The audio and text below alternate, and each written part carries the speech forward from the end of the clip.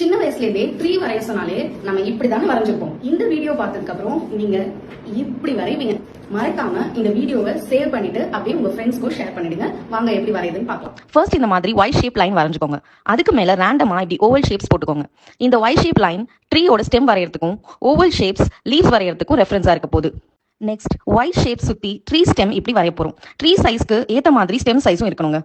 இப்போ oval shape reference வச்சு leaves வரைய இப்படி சின்ன சின்ன கர்வி லைன்ஸ் கிளவுட் மாதிரி வரைஞ்சுக்கோங்க. அதே மாதிரி எல்லா ஓவல் ஷேப்லையும் பண்ண போறோம். ட்ரீயோட ஃப்ரண்ட் அண்ட் பேக் ரெண்டு சைடும் லீவ் தெரியுற மாதிரி வரைஞ்சுக்கோங்க. நெக்ஸ்ட் ஒரு இம்பார்ட்டன்டான ஸ்டெப், சன்லைட் பிளேஸ்மெண்ட். நீங்க எதர் ரைட் ஆர் லெஃப்ட் சைட்ல இதை பண்ணலாம். சன்லைட் ஃபால் ஆகிற சைடு ஹைலைட், அதாவது லைட்டர் சைடு. சன்லைட் ஃபால் ஆகாத சைடு ஷேடோ, அதாவது டார்க்கர் சைடு.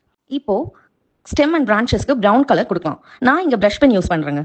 கலரிங் என்ன மெட்டீரியல் வேணாலும் நீங்க யூஸ் பண்ணிக்கலாம். ஸ்டெம் கலர் பண்ணி முடிச்சோன்னா லீவ்ஸ் ஃபுல்லா லைட் கிரீனை பேஸ் கலரா ஃபில் பண்ணிக்க போறோம்.